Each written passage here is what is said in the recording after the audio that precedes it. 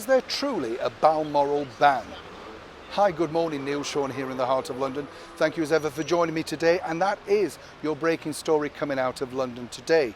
Now, unless you don't know this, August is the time where most of the senior royals decamp to their favourite holiday destination. Now, I've been to Balmoral, and let me tell you, it's not everybody's favourite destination simply because of the English-Scottish weather. It's forever raining, misty, that sort of stuff. But on glorious days, Balmoral is of course a fine, splendid destination and a wonderful home for Her Majesty the Queen to retreat to after her very long and arduous year, particularly this year when you think about what Her Majesty has gone through, obviously following the demise of her much loved husband, His Royal Highness the Duke of Edinburgh. But, of course, as ever with Her Majesty the Queen and senior members of the British Royals, things do not run smoothly, and I wanted to clear up a couple of points. According to press reports, Her Majesty the Queen allegedly issued a ban to all photographers who are roaming in and around the Balmoral estate.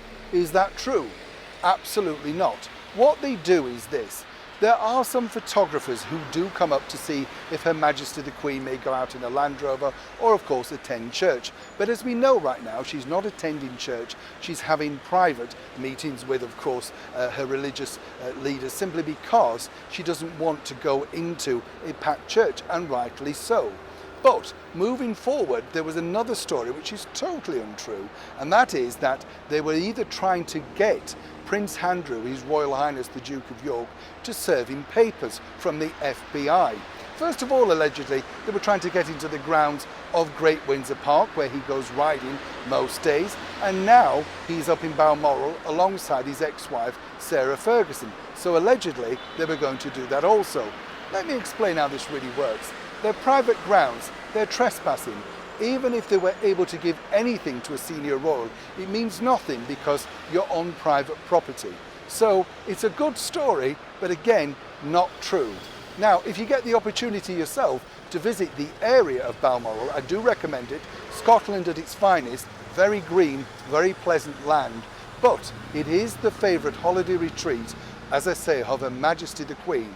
And each year, even if you want to or not, you are summoned to spend at least some time of Her Majesty's holiday at Balmoral. Now, a lot of former Prime Ministers have told me that it's their least favourite place to visit Her Majesty, simply because their rooms are really tiny and there isn't much glamour. Plus, it is a real retreat. They sit down and do nothing, as it were. That's what a holiday's about. But of course, for a lot of busy Prime Ministers, they find it hard to switch off. Not so Her Majesty. I hope I've helped clear up those stories for you regarding those weird and wonderful stories that come out during August time here in the British and worldwide media. As ever, Neil Shawn in the heart of London.